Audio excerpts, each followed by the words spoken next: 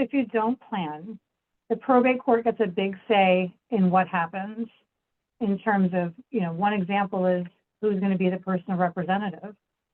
Okay, so if you don't have a will, there is an order of priority of who can serve. And in Maryland, we call it a personal representative. In most states, you might have heard the term executor.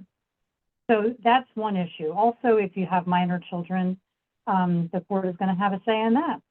So it's best to put that down in writing. You may end up with people in charge that you don't want them in charge, or maybe they're complete strangers that are in charge. I've seen that happen. If you don't have a plan, the legislator has a plan for you. And in fact, last year, there were some changes to that. So we call that intestacy laws, meaning when you die without a will. And there were a number of changes last year. I am going to touch on them as we go along because I think you might be surprised with what the legislator has planned. Another thing that can happen is assets end up with people you don't expect. I have one sort of case in mind that I'll try and touch on where it's really quite surprising what happened and where these assets ended up in the end. And this individual had a will, but it wasn't very thorough. So that's another aspect of this. Assets can be distributed to children before they're ready. So one way to protect against that is drawing up a trust, and the assets can be distributed at certain points in the adult child's life, and in various shares, so it's not all one lump sum. Another aspect is you can lose privacy. So if you have a probate estate, there is some privacy that's lost. A lot of different issues can kind of come to light. And of course, if you don't plan, there could certainly be family conflict and disputes over money. That happens a little bit too frequently. So like I said earlier, the best thing you can do is be really clear. All right, so what is an estate plan? Like, what does it include? So when I say estate plan, like at its basic level, I'm just referring to three things: a will, a durable financial power of attorney, and a durable healthcare power of attorney or advance directive. There are other things that are involved in an estate plan beyond those three very basic documents that will take care of all things. You could go further, and my advice to clients kind of depends on what their goals are and what is their, like, what do they own and what is their situation in life. And based on that, I might recommend a revocable trust. And if that's the case, then that's the fourth document. And along with that goes retitling of assets. So we may have to change the deed to the home, title it to the trust, if we do the trust, maybe retitle other assets depending on the situation, for example, investment accounts. Another way to cover estate planning is beneficiary designations. I can't stress that one enough. I have very frequently, there's this misconception that's conveyed to me that, if it's in the will, it's going to take care of everything. I mean, yes and no. If you have accounts that could have a beneficiary designation, then we should certainly do that, because then it passes directly on death. There's no probate. And so that's a really great way to just take care of some of the planning.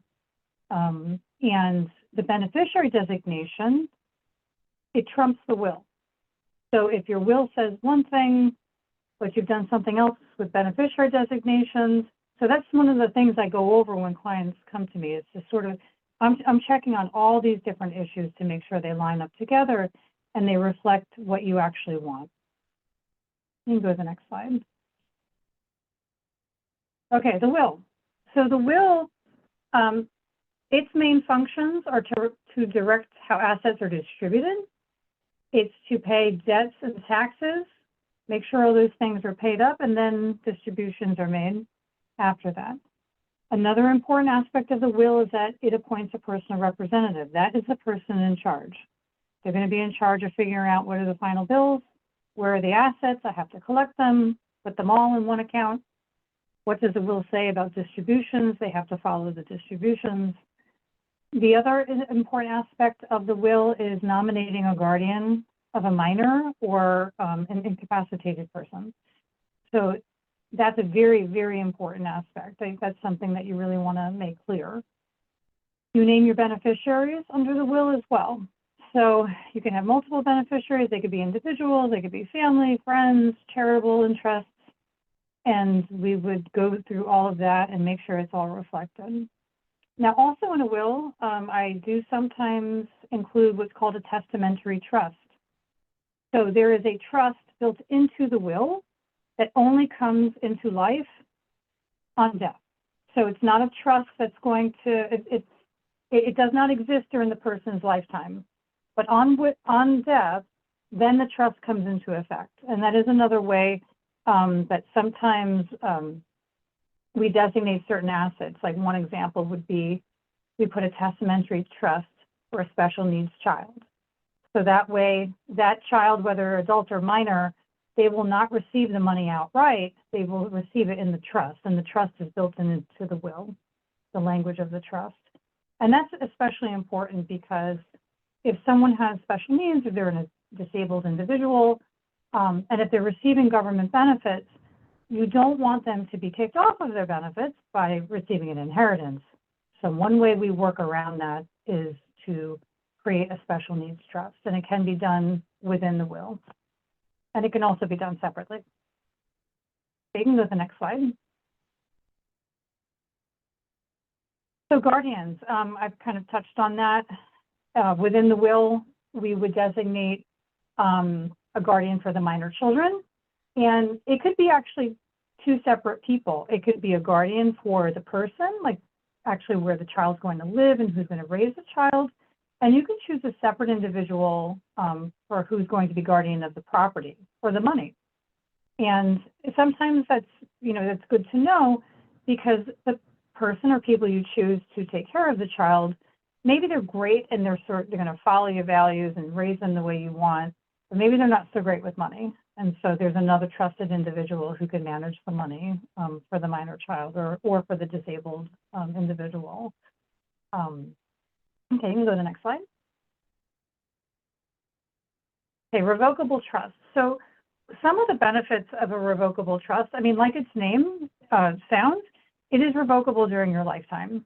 You can amend it, you can just terminate it, and it can be a very useful tool for centralized like asset management. You could title everything to the trust, but oftentimes what I do is I recommend a revocable trust specifically for real property, because it's just so much easier to manage it and to take care of it on death, as opposed to having the property go through probate, which I'll talk about probate in the end. So it's a really useful tool for that. But you can have everything managed by the trust. You can have all of your accounts titled to the trust, but it depends on your circumstances. So it's very flexible. Like I mentioned, also it avoids probate if it's properly funded. So I sometimes have clients come to me and they may have had a revocable trust done in the past, and then interestingly, there's nothing titled to it. So it's really just a piece of paper. It doesn't do anything. You can have the trust document, but it doesn't apply to any of your assets unless the name of your asset is changed to the name of your trust, and now they are linked together. So that's a really important aspect that sometimes people are not aware of. It also protects vulnerable beneficiaries from themselves, and I say that because there's a spendthrift provision in it. So if any of your beneficiaries have creditor issues and things like that, those creditors cannot attach to the trust and seek to get paid based on the beneficial share. So some of the things that the revocable trust does not do is provide asset protection for the creator. Sometimes there's this thought that if I put everything in a revocable trust, it's going to be protected against long-term care and Medicaid, and no one can ever attach to it, but it's not really true. It does have some great features to it, but it does not protect for that. And particularly for Medicaid planning purposes, the assets in a revocable trust are still considered available. Okay, so we can go to the next slide. So the other document that I mentioned in terms of the basic estate planning is the durable financial power of attorney. That is a really, really, really important document. I can't stress it enough. I feel like it's underestimated how much trouble a person can get into without that document and how much stress it can cause a family if it's not there, or if it's a form that's been downloaded from the internet. That form is my nemesis because a lot of people don't realize that that form may not be consistent with Maryland law, and it probably won't be.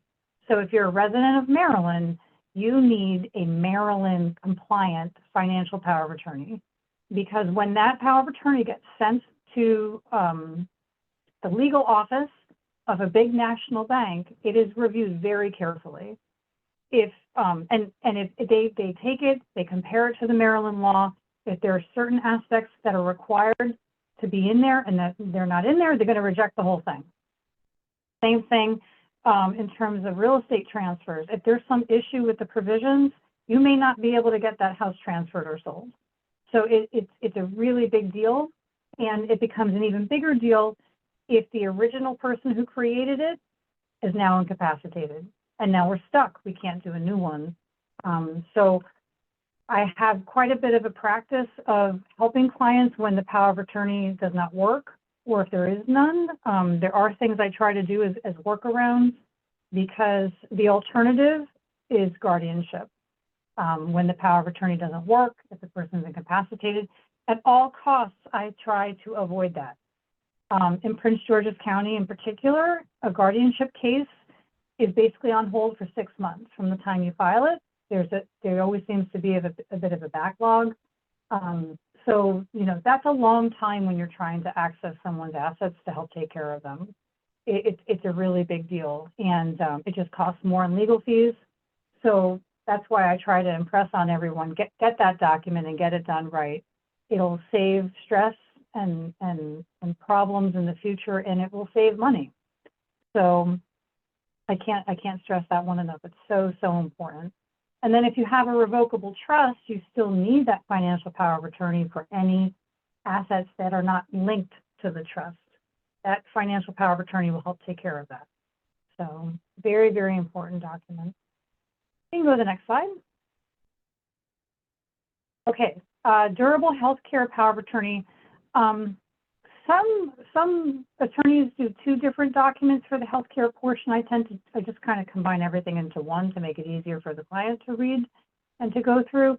So there's a healthcare power of attorney where you appoint someone to make medical decisions for you. It has a HIPAA authorization. It authorizes doctors, hospitals, and other medical professionals and insurance companies to speak with the person that you've chosen. So that's the power of attorney piece. And then there is the healthcare directive, or living will is sometimes called in some places, or healthcare proxy. So that's where we get into the actual medical decision making.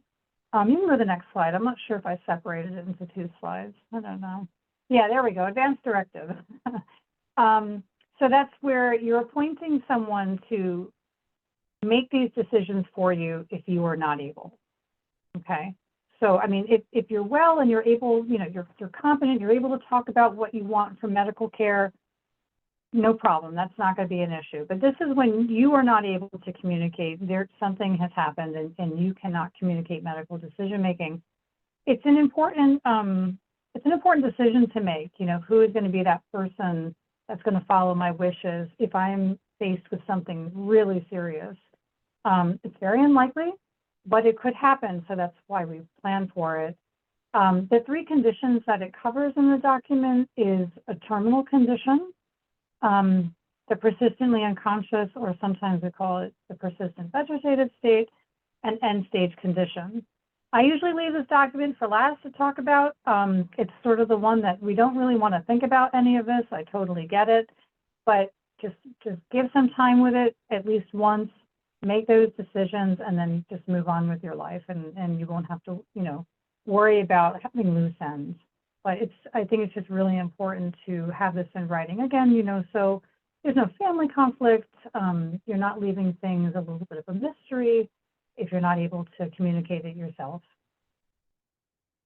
You can go to the next one. Okay, so beneficiaries. I touched on this already. Beneficiary designations are really important. So what I do in my practice when people come in is I talk about, okay, where are all your assets? Let's just, we don't even need to talk about dollar amounts, like right off the bat. I just want to know where everything is. And I'll ask, do you know if you have a beneficiary designation? And if the client says to me, I'm not really sure, it's been a while, I say, okay, get the form. Just get the form from the bank or the financial institution. We're just going to do it all over again. Because if you don't remember, it's possible that you've named someone that maybe you don't want them to inherit. Maybe this is like 20 years later. So it's really, really important to update this. And if you have any doubt as to who you chose, then, I'll recommend you get the form, bring it back into the office. We'll complete it as part of the estate plan. And, that goes for life insurance policies, bank accounts. Even if you have a joint account with a spouse, it's good to name those contingent beneficiaries, because the last thing you want is this asset to end up as a probate asset when it could easily have just passed directly to who you wanted. So even with, jointly titled accounts with spouses or whomever, you want those contingent beneficiaries. Your retirement plan may be your largest asset, either on par with your home if it's paid off, or, maybe even exceeding it. So it's just really, really important to make sure that that is up to date, and the people that are listed as your beneficiaries are truly the people that you want to receive. You can name children as beneficiaries. They can't receive the money until they're 18. If they are still minors, then an individual, hopefully someone maybe you've appointed, but if not, will have to petition the court and just request that money be released. And it would be released into a what's called a UTMA account, Uniform Transfer to Minor Act. It's basically a guardianship account. And it would be held for their benefit. It could be used for things that the kids need while they're minors, but it has to be used exclusively for them, and at 18, they would receive the proceeds. Let's see. So then I have a note here about naming the trust as a beneficiary, like when it's a retirement plan, because there are some complicated rules about that, and there could be some tax consequences. So I generally don't name the trust as a beneficiary unless we have some specific reason why. For example, there's a special needs child or adult that's going to receive the asset. Okay, we can go to the next slide. Supplemental needs trust for the disabled child, or for the whether it's a minor or an adult, or if there's another family member that maybe you're leaving too, and they may be under a disability. So the supplemental needs trust is really, it's a great tool that we have here in Maryland, and it is a way to allow that individual to receive an inheritance and not interrupt their government benefits. So that's really important. So if they're receiving SSDI, which is Social Security Disability Income, and they could receive also SSI, or maybe just one of those benefits, that's Social Security Income, which is very different from Social Security retirement income, okay? So I'm referring to SSI and SSDI. So if they're on those benefits, or if they're on state Maryland Medicaid, then having the inheritance go to a supplemental needs trust will help protect that money. They'll be allowed to stay on their benefits, and that money that's in the trust will help improve their quality of life. So when they have other needs, there's a lot of various things that the money can be spent on to, just enhance quality of life beyond what the government benefits provides. We can go to the next slide. Okay, so probate. I know we're talking about wills and trusts, but wills and probate go hand in hand, and it's good to just touch on it. So like I mentioned, there are some assets that can pass directly to people, like to the named beneficiary. So it's transfer on death, which is TOD, payable on death, POD, and the beneficiary designation. It's often, those terms are sort of like used, but they all mean the same thing. but different institutions use different terms. So if you have those set up, the money is going to pass over probate, not go through it. It's not going to stop there. It's going to go directly to the individual. But then there are other assets that have to pass through probate. Probate is, in a nutshell, is the court-supervised process of collecting assets, paying bills, and distributing the remainder to beneficiaries that are named in a will, or if there is no will, to the heirs at law.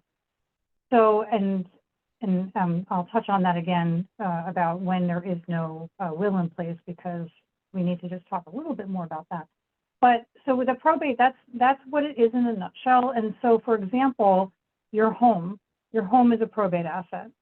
Okay. So now, if you're married, or if you have another person on the title, and so for a married couple, it passes to the surviving spouse. For people who may own a property with another, and the deed says joint tenants with right of survivorship, then that means the other person who has an interest in the home will receive it on death. But for our intents and purposes, most deeds, are not going to necessarily transfer to another. Or like in the case of a married couple, on the death of the last surviving spouse, now we've got a home that's subject to probate. So that is basically probate. For the most part, even though I said it's a court-supervised process, it's really handled by the Register of Wills. Okay, each county has a Register of Wills. It's called administrative probate. If there is an issue, that's when a judge gets involved. If there's a conflict, if there's some dispute, or if someone has petitioned for judicial probate. And that's usually when there's an anticipation of a dispute. So that is the probate process. Let's go to the next slide. Let me see where I can fit in about, okay. So I touched on that petition. Okay. So here's the process when we have to open up a probate estate. There's a petition that has to be completed, and then the will is submitted. And we're basically asking to allow that the court's going to accept the will and appoint the named personal representative. The job of the personal representative, the one in charge, like I touched on already, is they inventory and figure out, what are the assets, and they start collecting them. The probate process gives notice to creditors and heirs and other interested parties, and it makes sure that estate taxes are paid. If there's any income due to anyone or income that is due to the decedent, then it comes in to pay off the last final debts, pay off any claims, any valid claims, make distributions to beneficiaries, and then at the end we do an accounting and we close up the estate. In Maryland, it's not that bad of a process. I mean, compared to other states, it's about, so it could be wrapped up within 6 months from the date of death. And that's because the time for creditors to make a claim is within 6 months from the date of death. So it could be, that's like the soonest an estate would end is that 6 month period, to give time for the creditors. So it's really, it's not too cumbersome. Some states it's much worse. So that's why when clients come in to talk to me, I don't right off the bat say you must have a trust. I like to figure out first, what kind of assets are there? Does a trust make sense for it? Because the probate process is relatively simple. It's not too bad. Some of the instances in which I recommend a trust versus, say, just a simple will is if there's blended families, if you own real estate in more than one state, or maybe you just own multiple houses. It probably would just make sense to have a trust and have those things pass up, pretty easily. Okay, we can go to the next slide. So I talked about this, about assets that pass over probate. So jointly held with right of survivorship, assets with beneficiary designations, life estates, and assets owned by trust. So the one I didn't touch on is life estates. Sometimes I do that as part of my practice. It kind of depends, and I feel like the circumstances have to be right. So a life estate is basically where you have a home and you change the deed, and the deed says I'm going to remain in the home for my life. I'm going to be responsible for taking care of the bills. And on my death, I want the home to pass to my adult daughter, and you name the daughter, for example. That adult daughter is called a remainder man. And it could be a nice, easy way to just pass that real estate to someone without going through probate and without going through the process of establishing a revocable trust. I won't recommend it if the person you're passing this interest to, the remainder man, if they have any kind of spending issues, creditor issues, then I'll say, no, let's not do this. Because even though they are not considered an owner during their lifetime, creditors can put a lien on the home, on that remainder interest. So again, like it really kind of depends on the circumstances. If there's multiple children that you want to pass that you want to pass to, I won't be in favor of it either, because there's practical reasons why that may not be good to just leave the house to say 4 kids. It can be complicated. So it's going to be very dependent on what your situation is like. We can go to the next slide. So I just want to touch on, okay, what happens when you don't have an estate plan? Now, I know I covered like the problems with the financial power of attorney, how we can get really stuck if we don't have that document. And that's a document that's really important during life, okay? So it doesn't have any, once a person dies, the document no longer has any meaning, okay? And it's not valid. So I touched on the important aspects of having that. Healthcare directive is really important too. There are better workarounds for that if it's not in place. There are some things in Maryland law in terms of like, you know, who's the order of priority, who can make decisions. But again, you don't want to really leave these things to chance. It's better to state in writing who you want to make those healthcare decisions, because it might wind up being someone that you didn't want. So we want to avoid that. Now, when it comes to the will, it's really important to have a will. And I'm going to give you a couple examples why. I'm going to use my cheat sheet here because some of the laws changed as of October 1st last year.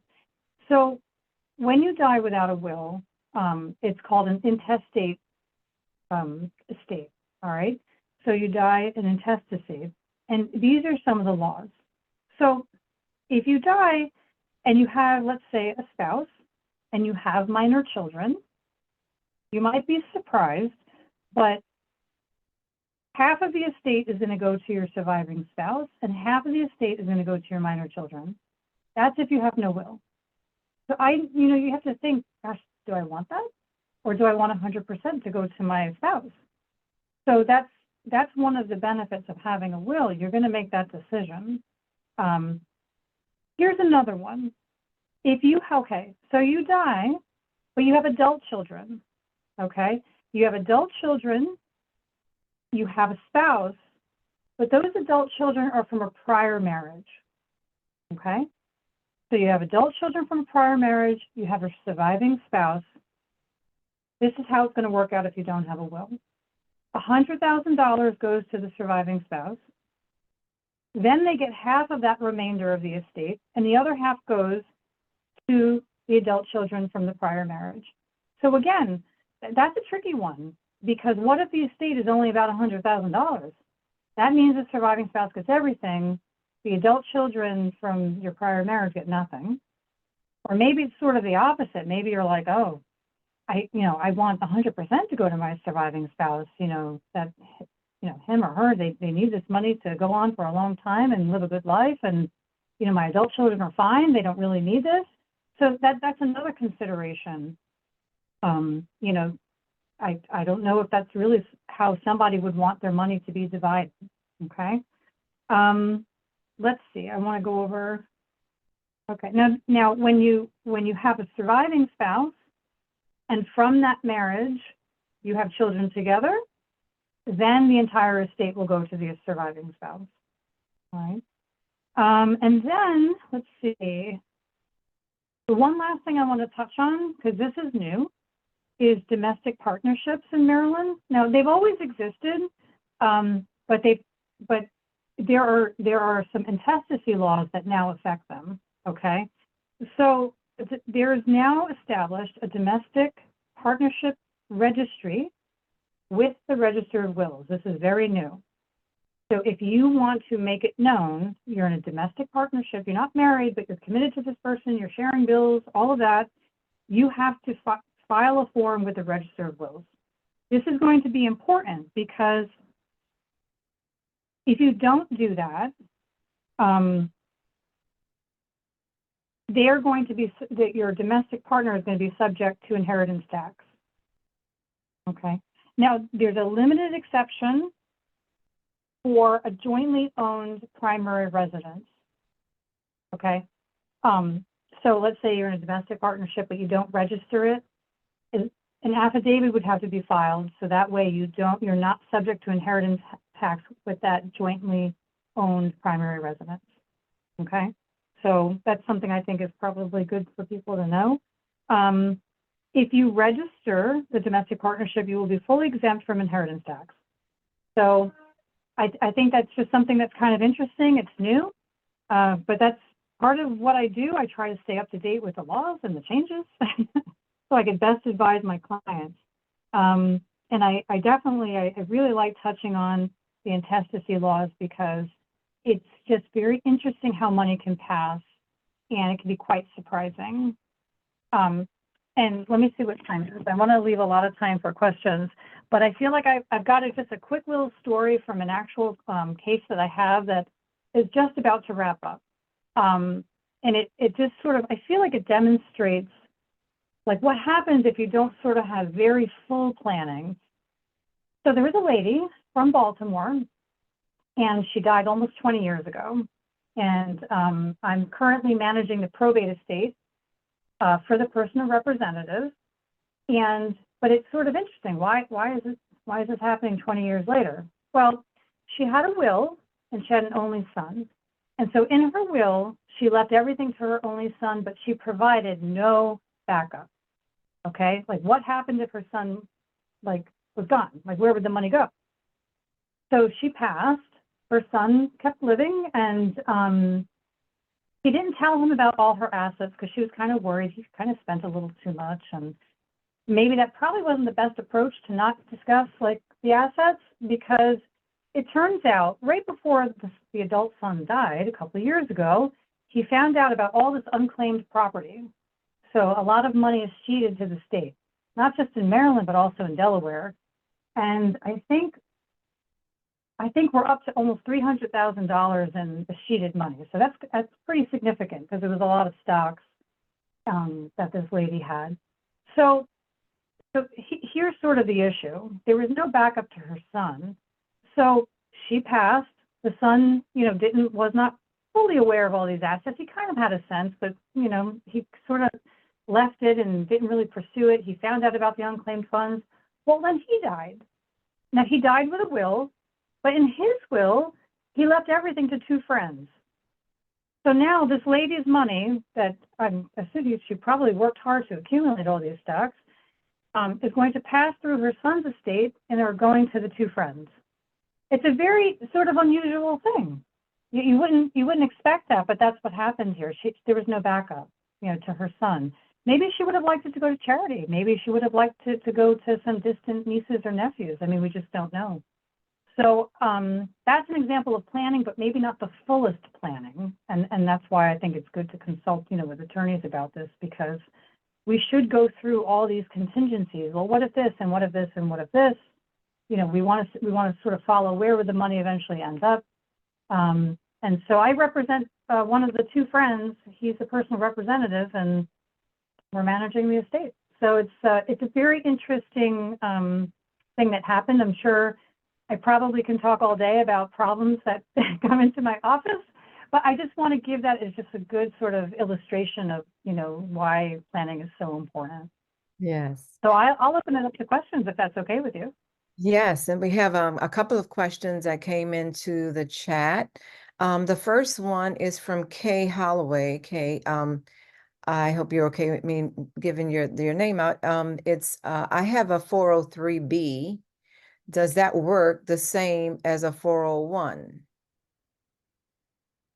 Yeah, so I encounter 403Bs, and they should have beneficiary designation. So you should just contact whoever's managing it and just request the beneficiary designation form. I'm assuming that's the question. That's the heart of the question.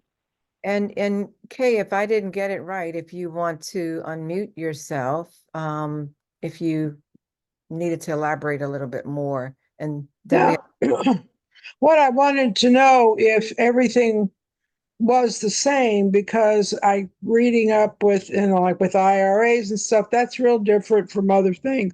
I've got the beneficiary already designated for my 403B, so that's Okay. not a problem. Thank you. Okay, good. You're welcome. the next question is, if your home is paid for, can you leave a beneficiary designation, or do you need to do a will? And if you can do a beneficiary designation, how do you go about that process? And yeah. So there's no way to leave a beneficiary designation on a home. So that's where a will would be really important. So that way in the will you would state, because that's, if it's all paid up, that's going to be a significant asset. And in the will, you can either make a specific request, which is, I leave my home located at to Jane and John, or you just say, like, all of my estate is going to be divided to, and you name Jane and John or whoever. So those are the two ways to write it, and both of those different ways would cover distributing the house and or at least the proceeds of the house, if it's a more generalized term. But if it's a specific bequest, you can leave it outright to somebody. But that's really the only way to do it, unless you create a revocable trust, and then you deal with who receives the home. Or if you do like a life estate deed, like I touched on, or you could change the deed to joint tenants. But I'm not really in favor of that. I'd want to walk through, like, does that make sense? Because now you've just added someone as a joint owner with you. So I usually stay away from that. I like to leave as much authority and power with my client as possible, unless they have specific reasons why to do something otherwise. But I would definitely create a will at a very minimum. Okay. And then one other question, can you talk a little bit more about when it is a good time to name a trust as a beneficiary and when it is not, and why? So I usually, in my practice, we name a trust as a beneficiary, particularly really for special needs trusts. I feel like that's a good time to do it. So because you can take that beneficiary designation form, you can name a special needs trust, okay, and then you can name a backup, because that disabled adult may predecease, so that way it would get skipped over, then it would go to a contingency. I like to have the proceeds of certain assets, like investment account, insurance policy, go to the supplemental needs trust, because, like I mentioned, it helps protect that inheritance. It allows the person to inherit without having their benefits disrupted.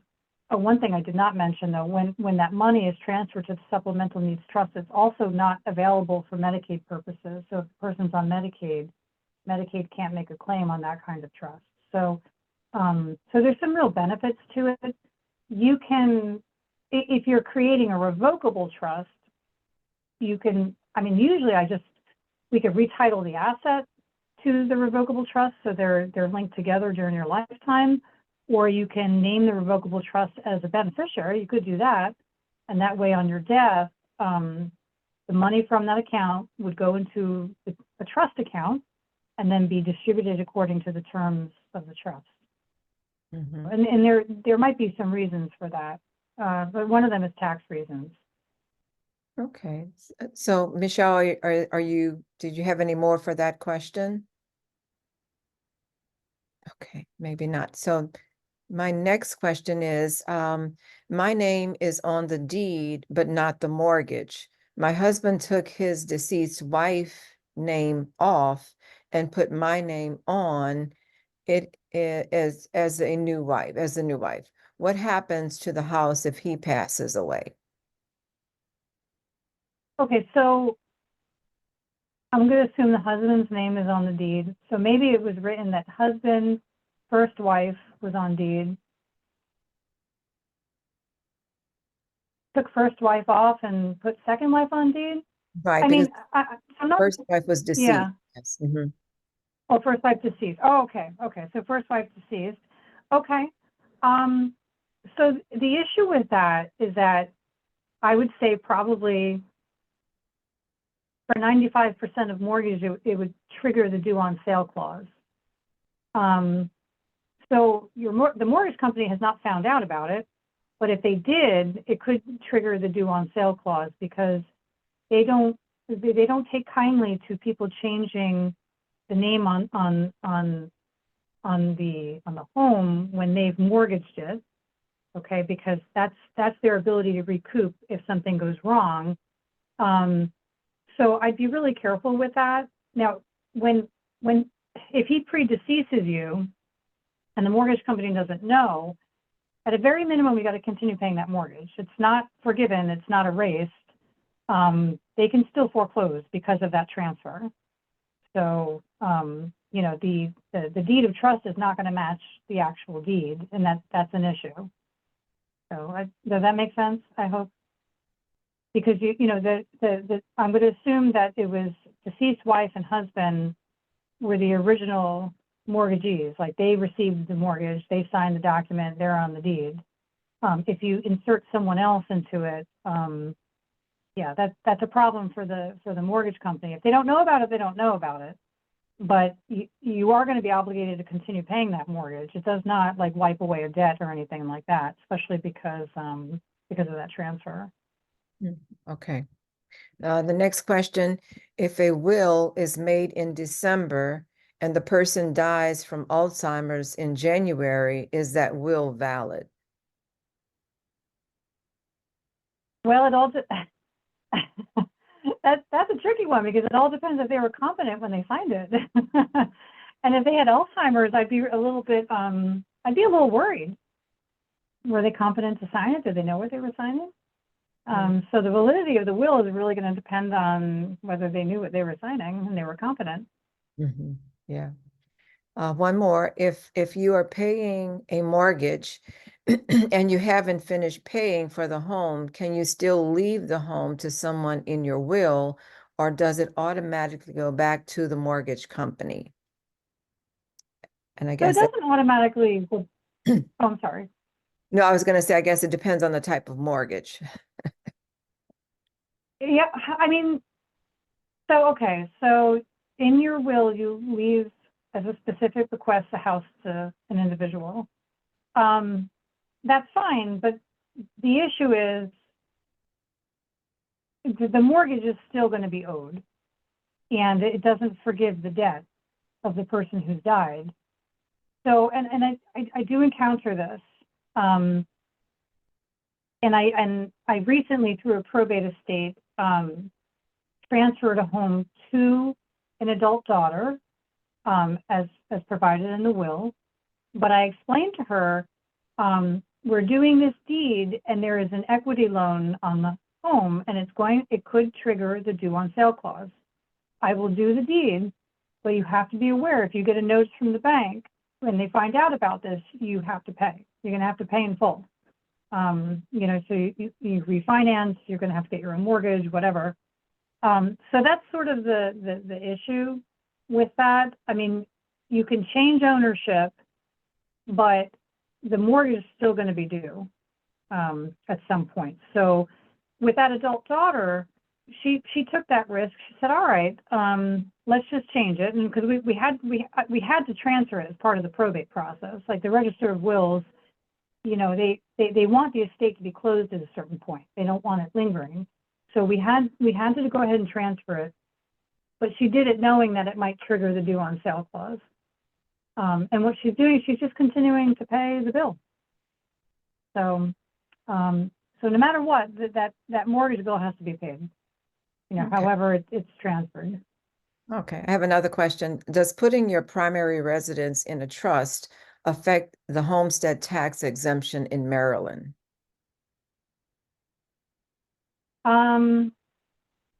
Tax exemptions like your the homestead credit, like Yes, the that kind of thing. Homestead, yes. Mhm. I am not aware of it having any negative effect on that. Not at all. Yeah. I don't think so either.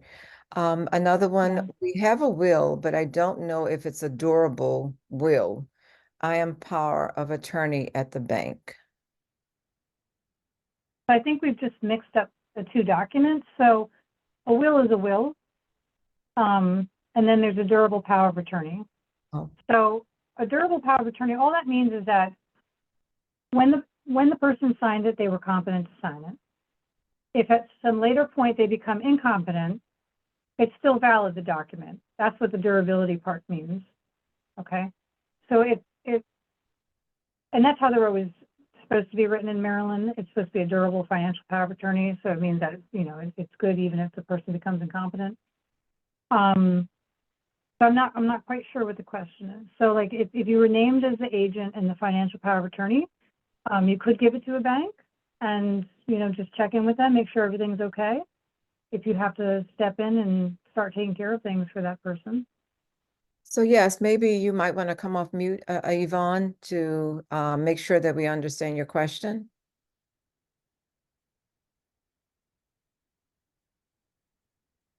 Okay. Oh, maybe.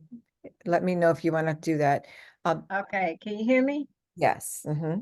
Yes. Okay. Yes, I'm the one that, my husband, we've been married 2 years, and his wife passed away, 3 years ago. And, he took her name off, and he put my name on the deed, but it's not on a mortgage. Mm-hmm. Yes. And Okay. And I called the mortgage company and I told them that my name was on the deed. And I asked them what would Okay. happen. What would happen if it passed. And they said, yeah, I could have it refinanced or take out a new loan, but the mortgage still had to Yes. be paid. Right. Yes. I Yes. wouldn't have to move out as long as I paid the mortgage. Right.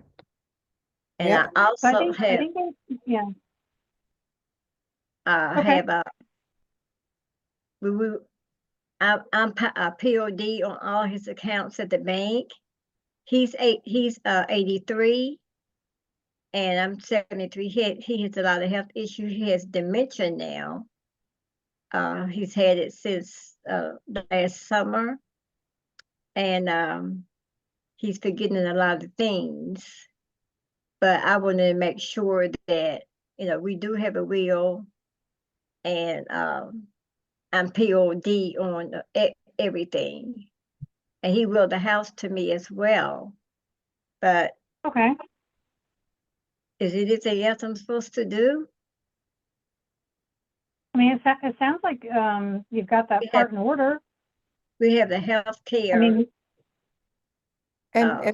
and what you can do, Miss, what you can also do is reach out to Jennifer. Her number's on the screen here. In the case that you want her to review maybe more of the stuff that you do have. And that way, while we're getting to the end, I'm going to get a couple of more questions. And is that okay with you? That's fine. Thank you. Okay. So the next question is, please elaborate more on surviving beneficiary, one of the multiple adult children who remains in descendants' home following the death and before estate is completely settled. okay, so it sounds like maybe parent has died and there's several adult children. One of them is living in the home, and that does happen pretty frequently. So I would say that the named personal representative in the will, or if there is no will, a family member, and there is an order of priority in terms of who can serve as personal representative if there is no will, but we won't get into that right now. But one of the adult children can go to court and petition, and you got to get that started so that way you get officially appointed as personal representative. You're given what's called testamentary letters. What that means is it's basically just an official one-page order saying you are the personal representative and now you can carry out your responsibilities. Because if you have an issue with removing that adult child from the house, like let's say they're saying, no, I'm not going to leave, I'm staying here, they promised me the house, or I've always lived here, or I was their caretaker. I mean, these are things I actually frequently hear. You're not going to be able to do anything to get that person to leave until you have that the testamentary letters appointing you as personal representative, because then you actually have the authority to act. Now, hopefully, I always try and encourage, let's just talk to this person, see what it is they want. Let's try and work with them and maintain some kind of, you know, some family aspect here too, because, you know, you don't want to sort of go full in and blow up the situation even worse. But you need that order in place so that way you can say, well, I'm, you know, like, this is what I have to do as personal representative. You know, we got to sell the house or whatever. So that way, you know, they can talk to the family member and explain what's going on.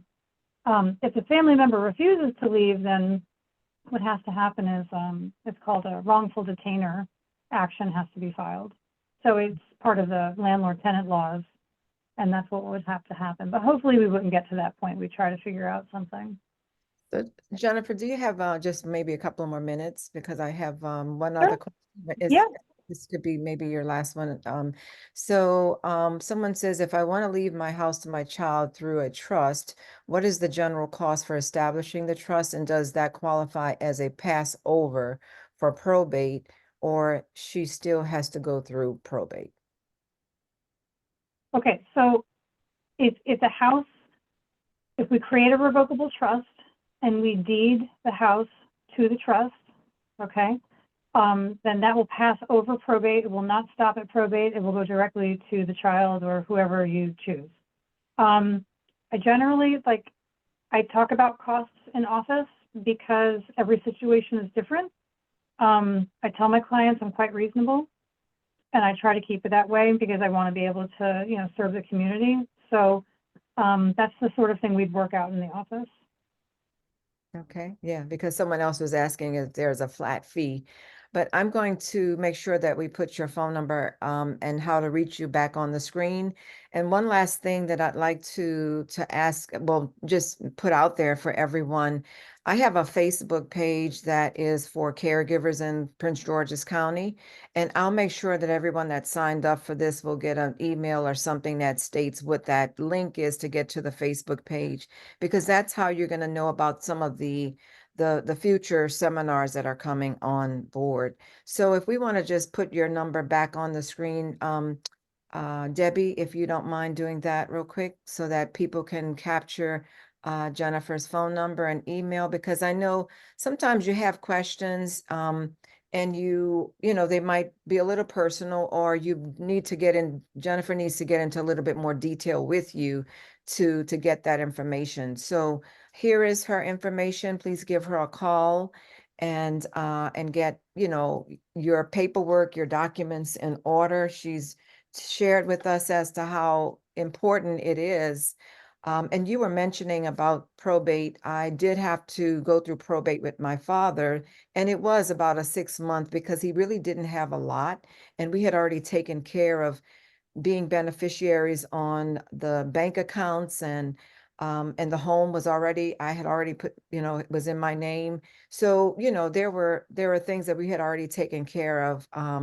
And so probate was really just about a 6-month period for us. So that we, you know, now that I know about trust and stuff like that, I'm going to start putting, you know, get the revocable trust and just get more information even for myself and my family as well. So thank you so much, Jennifer.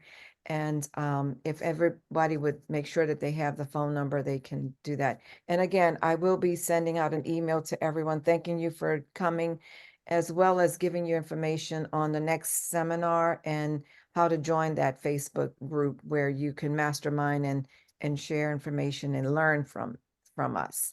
Jennifer, do you want to say anything else before we go? Just thank you everyone for attending today. I appreciate it. And I love the questions. I think it's great. It's a good forum to ask some of these things. And there is going to be another presentation next month that Jennifer Tillman's going to host. And I'm just going to talk about Medicaid planning because that's usually a hot topic. And I like to go over Medicaid myths in terms of, you know, how, like what, you know, what people believe Medicaid covers and doesn't cover and what you have to sell or not sell. So that's something that's going to happen on February 8th at 2 o'clock. And I'm sure Jennifer will send something about that. Yep, I will. And thank you, Jennifer, for hosting me. All right, guys, thank you everyone for coming today. And again, if you have any questions or concerns, I'm going to just put my phone number here in the chat. Please do reach out and I would be very happy to assist you. So this is my phone number directly. And I'm just putting it in the chat so everybody can see it. And again, yes, on February 8th, which is, it's always going to be the second Thursday of the month at 2 o'clock. And it will either be in person or it would be a hybrid where you still can get connected on Zoom for the conference. So yes, so hopefully, and someone was asking if they could be sent a copy. So I'll talk with Jennifer about that. And if that's the case, we can send it out. So thank you guys again. Have a good rest of the day. Bye-bye. Thank you.